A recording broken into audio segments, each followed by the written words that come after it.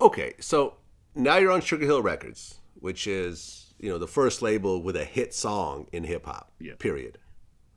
So, and they're signing a lot of the other groups, and you're just, one of many groups on Sugar Hill at this time. Yeah.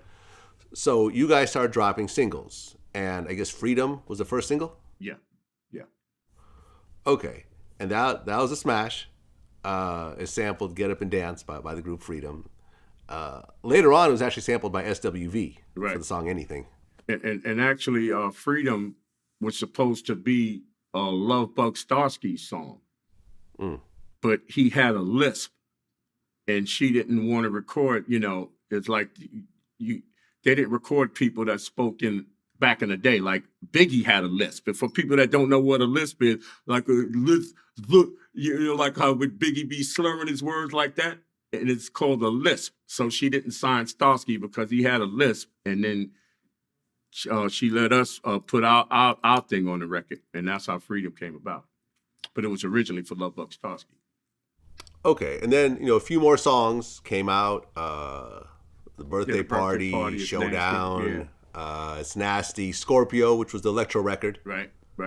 Was that the first electro hip hop record? No, it actually was for Planet Rock, but we did that because Planet Rock was the trend back then. So we like, we got to do something, to stay in the trend where the music was going, and then that's when we did Scorpio. Okay, and were you close to Afrika Bambaataa? Well, we all grew up together. Now, I'm not saying we was close because, see, what it was back then, it wasn't like it was beef, but it was always competition. So Bam was the competition. And we had healthy respect for him because, we had the Zulu Nation, you would do the anniversary, we would come, we perform, so we wasn't necessarily close, but we traveled the same circle, so we was good. I mean, when you fast forward years later, when you hear about the accusations of Bambaataa, about the molestation charges and everything else like that, what's your take on that?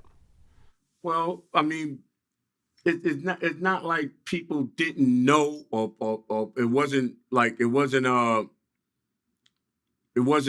not like it was something that was unknown, in other words. But it was just Really? something that was like, maybe hip hop's best kept secret or whatever. You know what I'm saying? Okay, so you knew, and you saying everyone pretty much knew that Afrika Bambaataa was gay. It is what it is. I mean, you got people that would deny it. You got people that would say they don't know.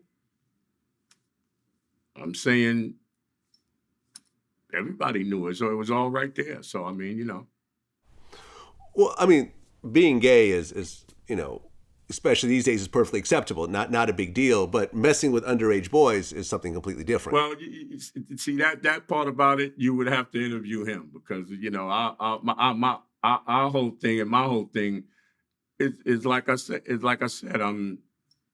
is everybody knew, It ain't like it wasn't like it was a mystery. Well, it was, yeah, that's Bam. So